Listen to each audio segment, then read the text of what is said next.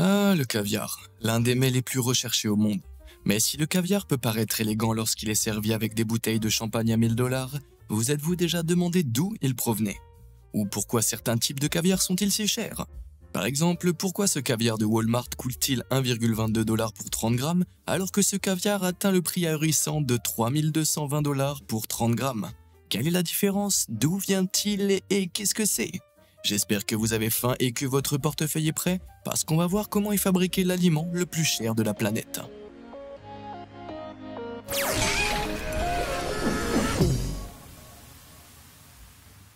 Permettez-moi de vous mettre en appétit en vous présentant quelques-uns des caviars les plus haut de gamme que l'on puisse acheter.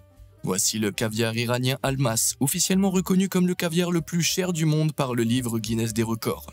À son prix le plus élevé, ce produit peut coûter jusqu'à 34 500 $ le kilo, soit un peu moins de 1000 $ pour 30 grammes.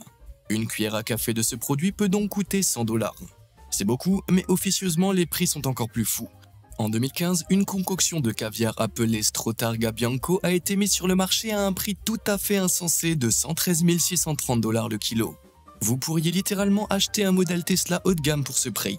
Créé par l'entreprise familiale spécialisée Grul, ce produit était exclusivement fabriqué sur commande, avec la possibilité d'y mélanger des feuilles d'or 22 carats finement poudrées.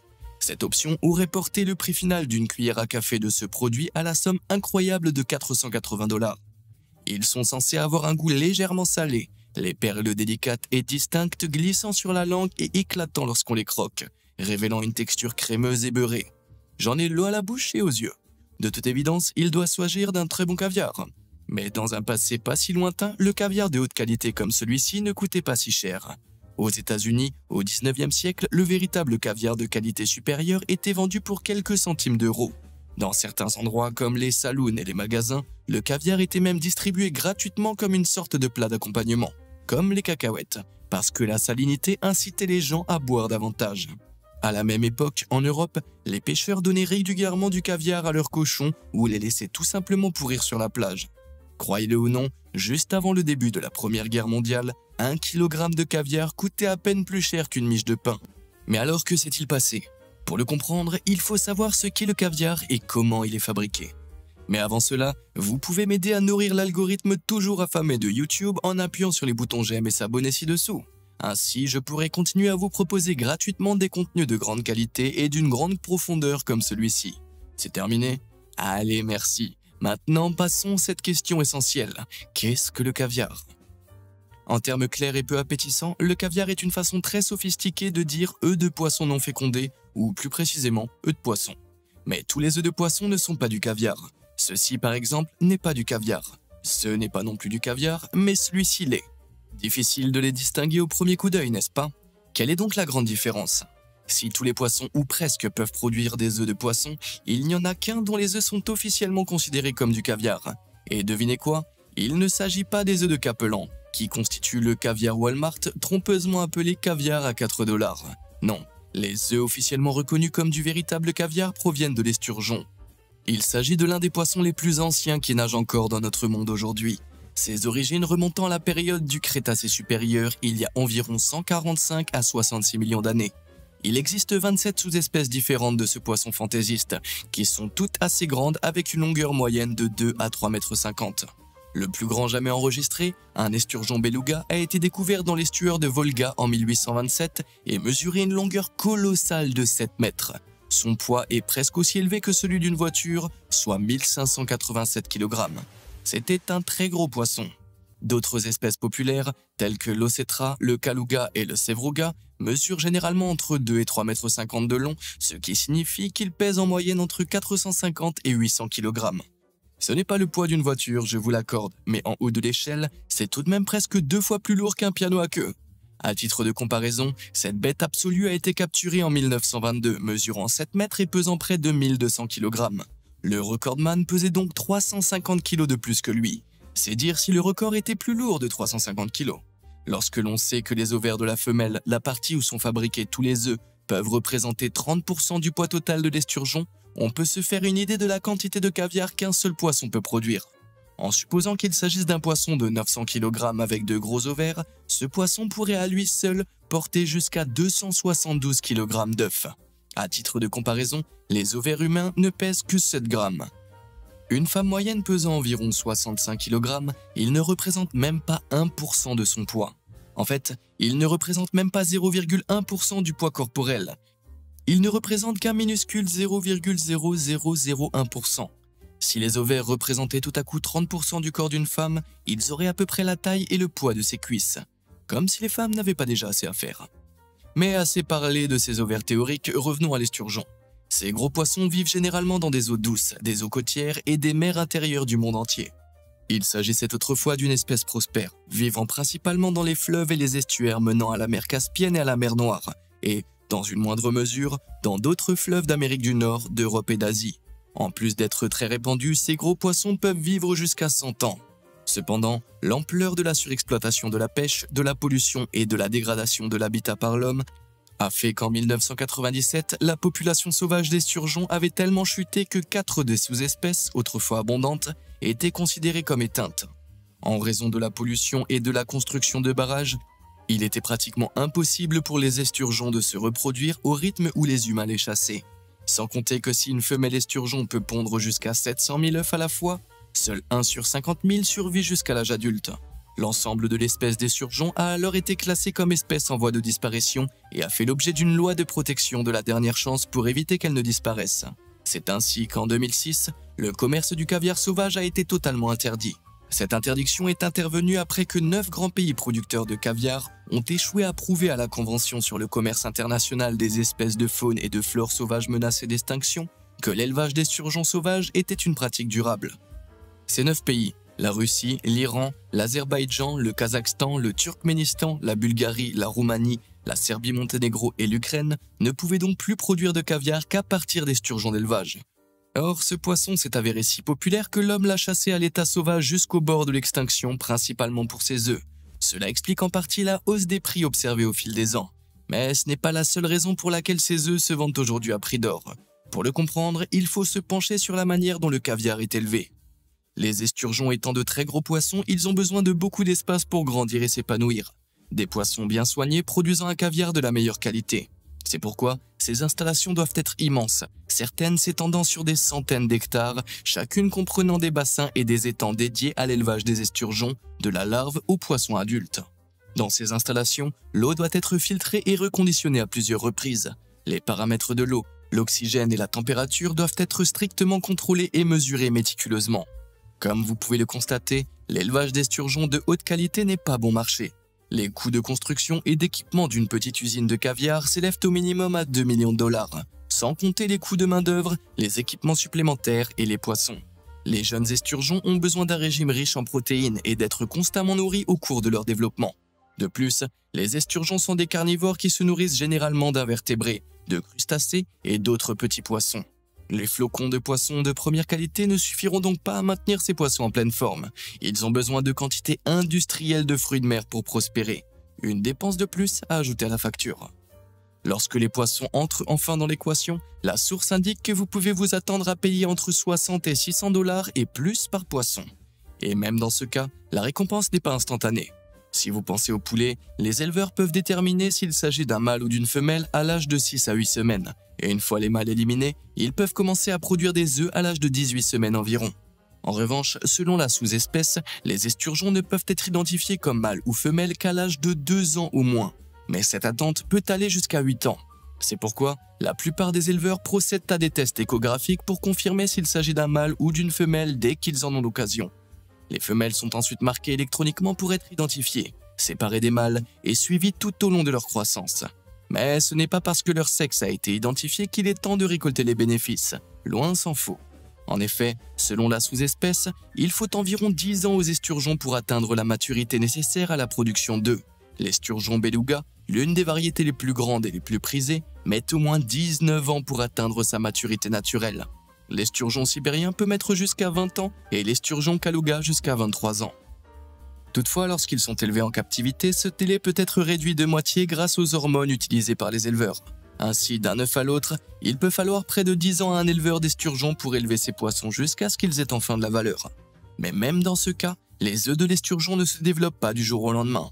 Les esturgeons femelles doivent alors subir des hivers artificiels, afin de développer pleinement leurs œufs. Pour ce faire, on réduit la température de l'eau à 39 degrés Fahrenheit ou moins et on manipule les niveaux de lumière afin d'imiter des conditions hivernales. Les femelles sont maintenues dans cet environnement sans nourriture afin d'imiter l'expérience de reproduction qu'elles auraient dans la nature. Mais pour garantir la meilleure qualité possible du caviar, ces œufs doivent être récoltés au meilleur moment de leur maturité. Comment les éleveurs s'y prennent-ils? En effectuant régulièrement des échographies sur les poissons. Et chaque échographie a un prix élevé, car le poisson doit être soigneusement anesthésié à l'aide de sédatifs, d'une exposition au dioxyde de carbone ou d'une utilisation de courant électrique très faible. Il s'agit d'un processus coûteux qui doit être répété pour chaque poisson femelle. Et si l'on considère que chacune de ces fermes peut abriter des milliers d'esturgeons femelles, ce n'est ni bon marché ni rapide. Des biopsies, c'est-à-dire le prélèvement de petits échantillons des tissus, sont également effectuées régulièrement pour évaluer la qualité des œufs produits, ainsi que leur taille et leur couleur. Et c'est qu'après tous ces tests et analyses qu'un esturgeon peut enfin être considéré comme prêt à être pêché. Et c'est là que les choses se gâtent. Une fois le poisson mûr identifié, les éleveurs entament un processus appelé purge. Les œufs de poisson élevés dans des systèmes d'aquaculture en recirculation, comme ceux élevés dans des fermes, peuvent acquérir un goût de terre ou de moisi à cause de certaines espèces bactériennes présentes dans le processus de filtration. Pour éliminer ce goût désagréable du poisson et des œufs, l'esturgeon est placé dans de l'eau très froide et propre et reste sans nourriture pendant 4 à 6 semaines, reproduisant ainsi ses habitudes de reproduction naturelle. Il est extrêmement important que le poisson ne soit pas stressé pendant ce processus, car il réabsorberait les œufs.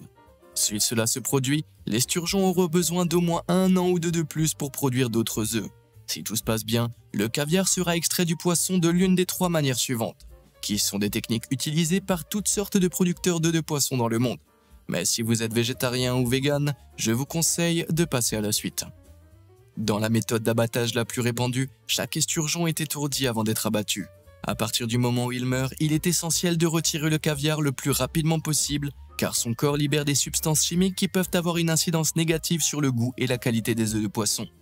Une incision est pratiquée dans l'abdomen et les 2 sacs d'œufs qui peuvent contenir chacun des millions d'œufs sont retirés et nettoyés. C'est généralement la méthode utilisée par les producteurs du monde entier, quel que soit le type de poisson qu'ils élèvent. Les restes du poisson sont ensuite débités pour être récoltés pour d'autres produits, comme sa chair et sa vessie natatoire, de sorte que presque rien ne soit gaspillé. Après avoir élevé ce poisson pendant 10 ans pour une seule collecte d'œufs, on peut espérer qu'il soit utilisé jusqu'à la dernière partie. La deuxième méthode est la méthode vivace, également connue sous le nom de traite, qui permet au poisson de survivre au processus de récolte. Le poisson reçoit une injection d'hormones pour provoquer l'accouchement, et un fermier traite le poisson en appuyant sur son abdomen, ce qui force les œufs à s'écouler. Cette méthode permet non seulement de préserver la vie de l'esturgeon, mais aussi aux éleveurs d'obtenir plusieurs lots d'œufs et de leurs poissons jusqu'à ce qu'ils atteignent l'âge où qu'ils cessent naturellement de produire des œufs. C'est ce que l'on appelle plus communément le caviar no-kill. Mais cette méthode pose plusieurs problèmes. Premièrement, les hormones utilisées pour provoquer l'accouchement libèrent dans les œufs des substances chimiques qui en altèrent la saveur. Deuxièmement, en raison du stress et de la pression physique exercée sur le caviar pendant la traite, le caviar obtenu est mou et pâteux. C'est pour ces raisons que le caviar no-kill n'est pas considéré comme commercialement viable, de nombreux éleveurs optant pour la méthode traditionnelle. La troisième et dernière méthode est une autre technique de collecte du caviar no-kill, mais elle n'est pas nécessairement exempte de cruauté. Il s'agit de la méthode de la césarienne, qui consiste à pratiquer une petite incision sur le ventre de l'esturgeon et à extraire les œufs avec précaution avant de refermer la plaie. Pour que les œufs conservent leur texture et ne deviennent pas pâteux lorsqu'ils sont prélevés sur le poisson vivant, ils doivent être immédiatement rincés dans une solution d'eau et de calcium. Bien que cette méthode fortifie les œufs, elle peut donner une texture désagréable, ce qui signifie que l'ensemble de l'entreprise est beaucoup plus risqué pour la qualité des œufs que la méthode numéro 1. En outre, l'ablation des sacs d'œufs entraînant la stérilité du poisson, qui ne portera plus jamais d'œufs. De plus, la plaie peut rapidement s'infecter. Dans l'ensemble, les complications associées à cette méthode en font l'une des moins rentables et des moins viables sur le plan commercial. Mais quelle que soit la méthode de prélèvement, le voyage des œufs ne s'arrête pas là. Une fois prélevés, les œufs, généralement les sacs entiers, sont délicatement frottés sur une grille afin d'en retirer et d'en séparer les substances indésirables, telles que les membranes des sacs. Les œufs sont ensuite lavés et filtrés à nouveau avant que les œufs endommagés et autres impuretés restantes ne soient retirés à l'aide d'une pince à épiler.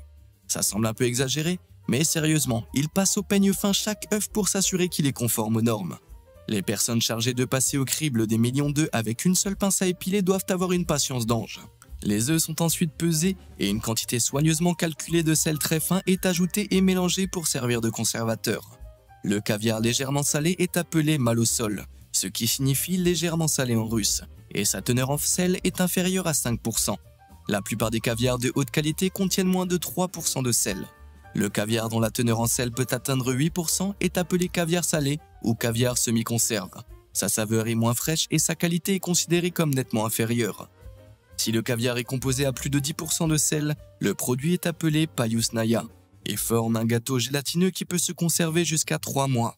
Mais même sous cette forme, 500 g de payusnaya d'esturgeon peuvent se vendre à plus de 265 $. Une fois traité de manière satisfaisante, le caviar est emballé à la main dans des boîtes laquées.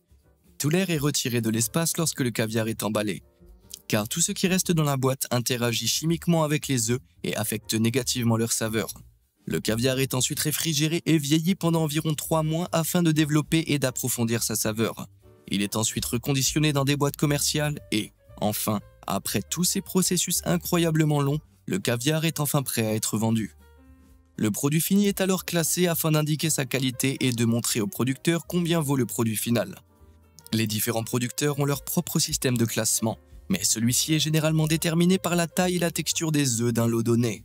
Les œufs plus gros et plus fermes sont généralement considérés comme étant de meilleure qualité, car leur texture rehausse la saveur douce et beurrée que les connaisseurs apprécient et recherchent. Compte tenu de la quantité de travail, de temps et d'argent nécessaires à la production de tous ces différents types de caviar, vous pouvez commencer à comprendre pourquoi certains d'entre eux coûtent si cher. Jetons un coup d'œil à certains d'entre eux que nous avons mentionnés plus haut: le beluga, l'ossetra, le kaluga et le sevruga, en commençant par ce dernier. Ainsi, le sevruga malosol, la variante la plus fraîche et la plus légèrement salée, est vendu en bocaux de 113 grammes dans le commerce pour environ 450 $. Les œufs de kaluga sont un peu plus petits que ceux de sevruga, ce qui signifie qu'ils sont vendus un peu moins cher, aux alentours des 300 $. La taille des œufs de l'ossetra se situe entre les deux, avec des œufs légèrement plus gros que ceux du kaluga, mais moins gros que ceux du sevruga, ce qui le place à un prix d'environ 360 $ la boîte de 113 grammes. Mais le roi incontesté du caviar est sans conteste la variété beluga. Après tout, il est logique que la plus grande espèce d'esturgeon produise les plus gros œufs. Pour ces œufs, le prix de 15 grammes est de 425 $, soit 3 cuillères à café. J'arrivais pas à croire ces chiffres, mais d'après le magasin d'alimentation certifié Marquise, 28 grammes peuvent coûter jusqu'à 830 $, et 1 kilo entier coûte 24 000 $. Mais même à ce prix exorbitant, il ne s'agit pas de la variété la plus rare au monde. Cet honneur revient au caviar blanc. Alors que la plupart des caviars sont noirs, gris ou même légèrement verdâtres, le caviar blanc est, comme son nom l'indique, entièrement blanc. Il est produit par des esturgeons albinos, c'est-à-dire des poissons qui présentent une absence congénitale de mélanine, le pigment qui donne la couleur à leurs écailles, leurs yeux, leurs nageoires et même leurs œufs. Il s'agit d'une anomalie génétique rare qui concernerait moins d'un poisson sur 20 000. Les œufs qui en résultent ressemblent à des petites perles, ce qui explique que certains producteurs appellent leur caviar caviar de perles blanches. Si cette nouvelle coloration peut ajouter un petit supplément au prix, elle n'affecte pas vraiment la saveur et la variation du coût reste donc liée au type d'esturgeon dont les perles blanches ont été extraites. Alors, comment gonfler le prix de l'aliment le plus cher du monde? Vous y ajoutez de l'or. Littéralement, le caviar iranien almas, un type de caviar d'esturgeon beluga albinos, fait monter les enchères en présentant son caviar blanc dans une boîte en or 23 carats incrustée de diamants dont il n'existe que 2 exemplaires. Grâce à cette présentation extravagante, le caviar s'est vendu à 34 500 $ le kilo à son apogée. Aujourd'hui, la variété Almas Ossetra, qui n'est pas vendue dans une boîte en fer super chic et dont les œufs sont légèrement plus petits que ceux de la variété Beluga, sont toujours vendus aux alentours de 13 445 $ le kilo. Bien que ce ne soit pas aussi cher, vous pourriez tout de même acheter 2314 Big Mac avec tout cet argent. Que préférez-vous, un kilo de caviar ou un tas de Big Mac? Dites-le moi dans les commentaires ci-dessous. Et pourtant, ce n'est pas le caviar le plus cher qui existe. Ce titre revient au Strotarga Bianco, également connu sous le nom de caviar d'or blanc, produit exclusivement par la société autrichienne Grüll. Contrairement à la plupart des caviars, cette marque déshydrate les œufs d'esturgeon albinos et les broie après la récolte pour leur donner une texture unique. Grâce à cette déshydratation, il faut environ 5 kg d'œufs pour obtenir 1 kg de ce caviar si important. Ce n'est qu'ensuite que l'on ajoute une couche finement râpée de feuilles d'or comestibles 22 carats pour faire grimper le prix. Non, vraiment, c'est la seule raison pour laquelle elle est ajoutée. La feuille d'or elle-même n'ajoute rien à la saveur, elle sert uniquement à rendre ce caviar le plus cher possible. À quel point alors? La somme astronomique de 113 630 $ par kilo. Comme je l'ai dit précédemment, ça correspond à 3 200 $ les 30 grammes, soit 480 $ la cuillère à café. Pour mettre les choses en perspective, une seule cuillère à café de ce produit vous permettrait d'acheter plus de 82 Big Mac. Oui, je sais que je l'ai mentionné au début de la vidéo, mais après avoir vu l'ensemble du processus et réalisé combien de temps et d'efforts sont consacrés à la production d'une seule boîte de ce produit, ce prix incroyablement élevé commence soudain à prendre tout son sens. Mais je pense quand même que j'opterai pour la montagne de Big Mac. Voilà, on a fait le tour de la fabrication d'aliments le plus cher du monde et des raisons pour lesquelles il est si cher. Si quelqu'un a besoin de moi, je serai là à pleurer dans mon seul Big Mac. Est-ce que vous avez déjà mangé du vrai caviar? Et surtout, est-ce que vous avez aimé ou le prix vous a-t-il laissé un mauvais goût dans la bouche? Dites-le moi dans les commentaires ci-dessous. Et comme d'habitude et jusqu'à la prochaine fois, merci de nous avoir suivis.